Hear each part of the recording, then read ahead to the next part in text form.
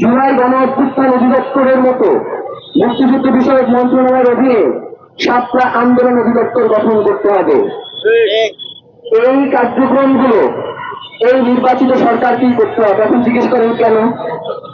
অন্তর্বর্তীকালীন সরকার যখন ক্ষমতায় ছিল প্রতিনিয়ত তাকে এমন ভাবে প্রেশার ক্রিয়েট করা হয়েছে যে তুমি তো নির্বাচিত না, তুমি এইগুলোর বিচার করবা কিভাবে? তুমি তো নির্বাচিত না, তাহলে তুমি এই কমিশন গঠন করে কি করবা? তুমি তো নির্বাচিত না, তুমি এইটা কেন করতেছো? তুমি নির্বাচিত না, তুমি ওইটা কেন করতেছো? এখন তো বুঝলাম যে আপনারা নির্বাচিত হয়ে আসছেন, তাহলে আপনারা সাতটা গণহত্যার বিচারটা করে দেখান। আমরা আগামী বছর এইখানে সাতটা গণহত্যার বিচারের দাবিতে দাঁড়াইতে চাই না। আমরা আগামী বছর জুলাই গণহত্যার বিচারের দাবিতে দাঁড়াইতে চাই না। আমরা আগামী বছর শহীদ ওসমান হাদি হত্যার বিচারের দাবিতে এখানে দাঁড়াইতে চাই।